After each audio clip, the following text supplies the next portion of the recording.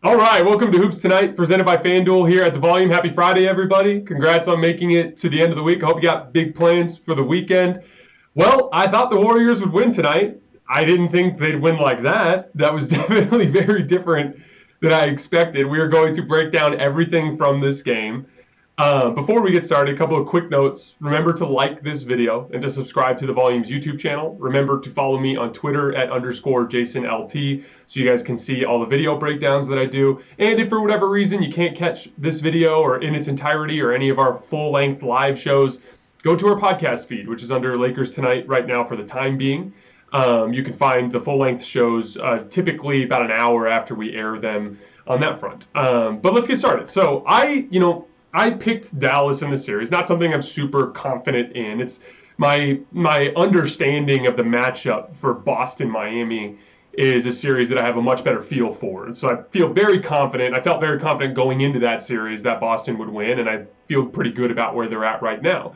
This series was so different and so difficult. And these two teams are so unique and different compared to everybody else in the league, not just each other. We talked about this a lot in last night's show, or 2 nights ago. Golden State, their offense and the way that they run their team is different from anybody in the league and kind of impossible to replicate. And then Dallas is extremely forward-thinking and runs an extremely modern style attack, especially on offense, but also on the defensive end of the floor. And so because they're so unique, not just from each other, but from the rest of the league, it makes it very difficult in order to have any sort of really confident prediction, right? But, I kind of saw it as a coin flip going both ways, and I thought there was way too much pro-Golden State enthusiasm. I thought the Vegas line was kind of ridiculous at -250. That's the Vegas line of a massive favorite, when I see this as more of Golden State as a slight favorite, right?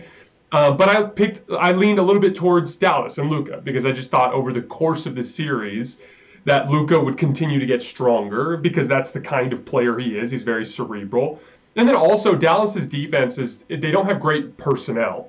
They have a handful of good defensive players, but a lot of what they do is about scheming and understanding the right places to be. And so their defense is always pretty bad at the beginning of the series and then gets stronger over the course of the series as they learn where they're supposed to be.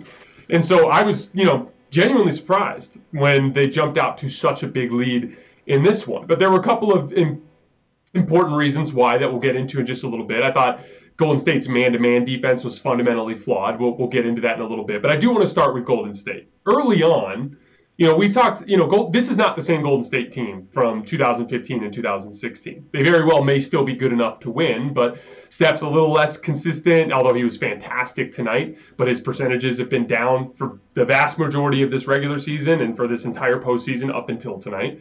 This is obviously he's 2 for 2 and outplaying Luka, and so if he's going to do that, Golden State's going to win the series. But outside of him, like Jordan Poole can be inconsistent sometimes. Klay's been mostly bad offensively in this postseason run. So it's one of those things where, there's a reason why Golden State was 16th in offense during the regular season. Obviously, health played a little bit of a role there, but they're not the same offensive firepower that they were in 2015 and 2016. So they can go through extended stretches where they're sloppy. And they also don't take very good care of the basketball. So they can go through extended stretches where they're throwing the ball all over the floor, turning it over a bunch. And that's what happened early in this game. Dallas, their defense is predicated right now, their current scheme is predicated on chasing them off the three-point line basically at all costs. And there were tons of opportunities to get to the rim. And early on in the game, Golden State was very unfocused, very undisciplined. They were throwing the ball over the court. Honestly, Steph kind of saved them in that first half, making those 5 threes to keep that game close.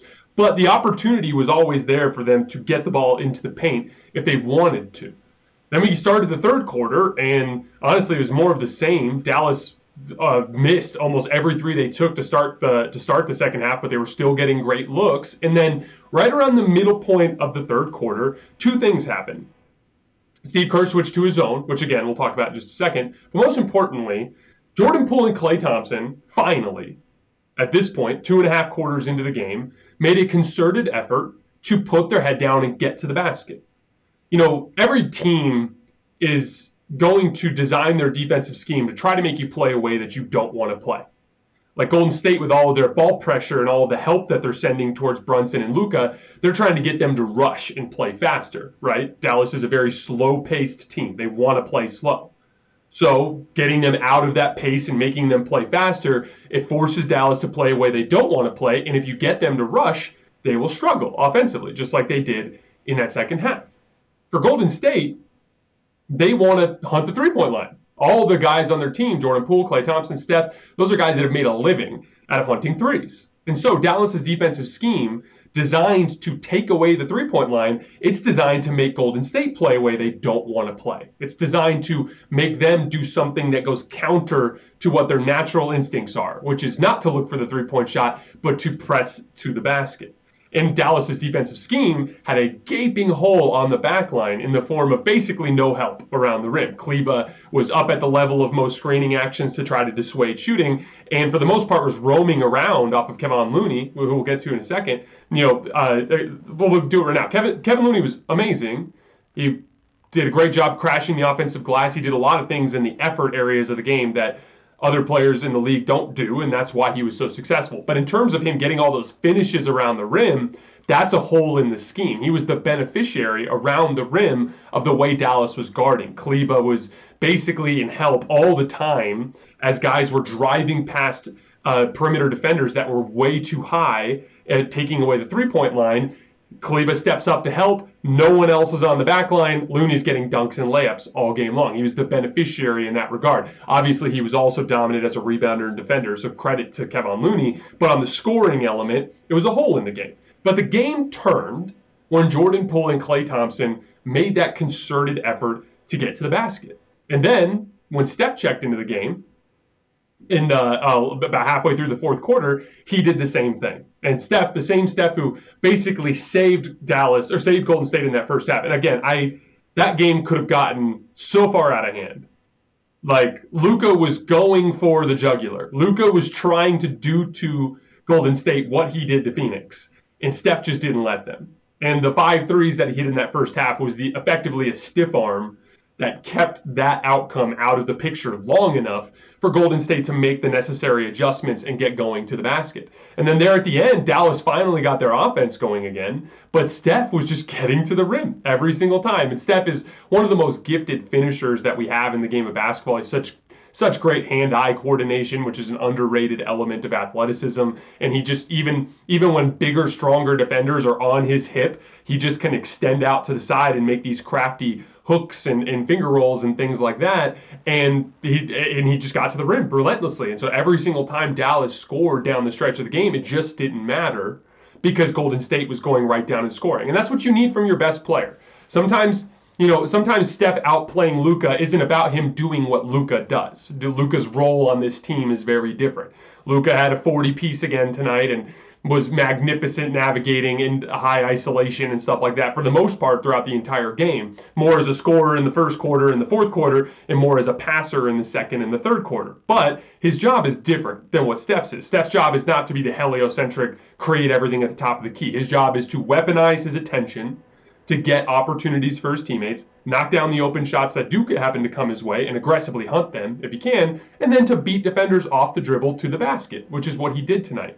And so I think that within Steph's specific role on his team, on both ends of the floor, he was better than Luka tonight, even though it didn't manifest in the numbers. So here we are, 2-0 in the series, and that's twice that I thought Steph outplayed Luka. I thought Luka was pretty bad again on the defensive end of the floor tonight. Steph was not. Those are the little details in the game that end up impacting outcomes, and Steph was incredible tonight, saved him in the first half, closed the deal in the fourth quarter. I wanted to talk about the two defensive schemes because I think both man-to-man defensive schemes tonight got basically exposed as completely untenable. And I think both teams are going to have to go into the next day here and completely reconfigure the way they guard in man-to-man situations. So, Steve Kerr, for instance, start the second half. Dallas only makes 1 3, and it was right before the timeout that they took, I think, when they pushed it back up to like 17 or 14 or something like that. And it was a Kleba 3 in the right corner that Draymond Green had a very good contest on and was not an open shot. But previous to that, like 5 or 6 possessions in a row, Dallas got completely wide open threes, and they missed all of them. And in the first half, they got completely wide open threes almost every single possession down the floor, and Dallas happened to make a bunch of them in the first half, which is why they had the big lead. But the man-to-man defense just fundamentally wasn't working. So Steve Kerr threw the curveball. He mixed in a 2-3 zone and a box and one in there a little bit as well. It's hard to tell exactly because their 2-3 zone extends so far out of the corner that it almost looks like a 3-2 zone sometimes. So regardless of what it is, it's basically a matchup zone. So they mixed in a matchup zone and they mixed in the box and one. And the whole point of the box and, or the zone is to take away those shooting opportunities that are there and the driving opportunities that are there. So for instance, one of the things that is allowing Luka to get whatever he wants as a passer to shooters is Dallas has like some of the best floor spacing, like just basic spacing principles that you'll see in basketball right now. There's always someone in the left corner. There's always someone in the right corner. And if he's attacking from the top, there's someone on both wings next to him. And as he drives, those wings will kind of space out a little bit closer to the top. So it's equidistant on the perimeter. So as the help comes, Luka can make easy reads out. Well, in their matchup zone, they basically have players already positioned in all of those spots. And so they're just trying to get you to bait. They're trying to bait you into driving past the first defender into the guy that's waiting under the rim. That completely threw off Dallas's offense. Then Luka ended up checking out and it ended up getting even worse. And so Steve Kerr and his adjustment to throw in a bunch of zone in that third quarter, I thought was a massive part of how Golden State came back to win this game.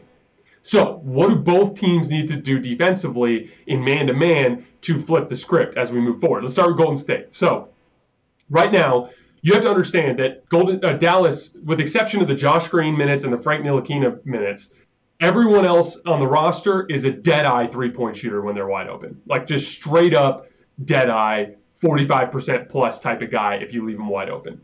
So just simply in the math, if you continue to let Luka drive and kick to fantastic shooters like that, it's not going to bode well for you over the course of the series. The shot quality is just too good.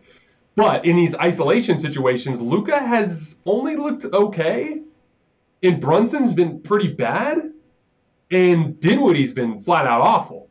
So, like, bait them into scoring. Make those guys score. And specifically, one of the things I noticed tonight, both Spencer Dinwiddie and Jalen Brunson do not want to shoot threes. Brunson particularly off the dribble. He took a few tonight, but that's counter to what he normally does. Jalen Brunson does not like to take off the dribble threes, typically. The ones he took tonight were out of character, and probably Jason Kidd telling him, like, hey, man, you have to take these off the dribble threes. They're sagging off of you when you're starting your ISOs. There were several possessions where Spencer Dinwiddie caught the ball in a catch-and-shoot situation wide open and tried to swing the basketball before even looking at the rim. So with Dinwiddie and Brunson both way too far up in their head right now, make them score.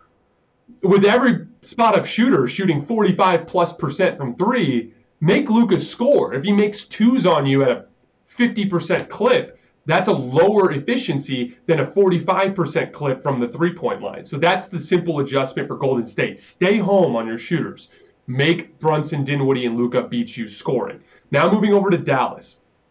Through two games, I have to take a closer look at the numbers in the box score tomorrow morning. But Golden State's not generating a ton of three-point shots because obviously Dallas's defensive scheme is extended too far. But Golden State has utterly demolished you, Dallas, in the paint in both of these games. And it's not really anything contested. It's wide open dunks and layups. So Dallas is going to have to adjust their defensive scheme a little bit to try to account for paint rotations a little bit better. Now, there's a couple of different things here that can go a long way towards fixing this. First of all, a little bit better dribble contain. Yeah, I get it, you're chasing guys off the three-point line, but sit in a stance and slide your feet and try a little bit harder to not have it be a complete straight line drive. At least make them take a banana route around you so that it's easier for help to get positioned. Then, trust your help rotations. Somebody step over into the paint and dissuade the layup, and everyone be on a string on the backside to rotate around, rather than staying home on shooters and letting Kevin Looney get dunks all night long. Because I don't care about the 3-2 math conundrum when it's dunks. Because you know what? Dunks are worth 2 points every possession. No one's missing dunks out there, right? So just at a certain point, Dallas needs to do a better job of accounting for the paint, and Golden State has to do a better job of taking away all of those spot-up shooters. Luka in particular, the pace is going to be a huge swing in this series.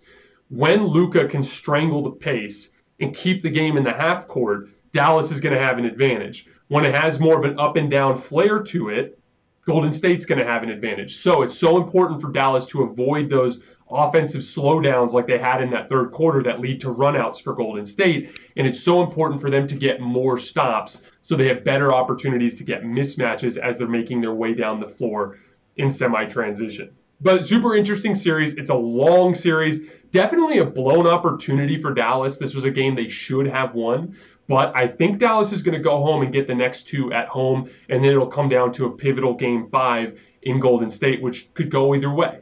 But if you're a Golden State fan, you should feel very confident about where you're at. You basically here through 2 games are making Jason Kidd crumple up and throw away his defensive strategy. It's inherently flawed. It needs to be fixed, right? The adjustment for Golden State, I think, is an easier adjustment in order to stay home on the perimeter and make those guys a scorer. So you should feel good if you're a Golden State fan. However, if you're a Dallas fan, remember, this is the pathway of these series is for Dallas. When you're inferior in your defensive talent, it's so important for you to have your rotations down to a science. And it may take until a Game 5 for you to figure that out. And maybe you'll make enough shots in Game 3 and Game 4 to even up the series. But towards the end of the series, Dallas will have their defensive rotations lined up. Everyone will know where they're supposed to be. In the Phoenix series, Brunson and Dinwiddie were terrible in Games 1 and 2. They were terrible in Games 1 and 2 here. What happened to Dinwiddie and Brunson over the course of the series against Phoenix? They got their confidence at home, and then they were able to translate that on the road. That's what I expect to happen in this series. Game 3, I think Dinwiddie gets going. I think Brunson gets going. They get their confidence. That will give them the offensive confidence to play better when they go into Golden State. Because if they get nothing out of Dinwiddie and Brunson in Golden State, they can't win the series. They're going to have to win a game here at some point, and it's very important for those guys to play better. But hey, awesome comeback for Golden State. Kerr changed it with the zone adjustment. Poole and Klay by driving to the basket. Steph saved them in the first half and then closed the deal. Amazing performance from Golden State. It's 2-0, but you got to win 4 of them. So long series ahead. We will not be doing a live show again tomorrow. It'll be just like this. We'll have a YouTube video that'll come out shortly after the final buzzer. And then we'll also be doing something similar on Sunday. As always, I appreciate your guys' support, and I will see you tomorrow.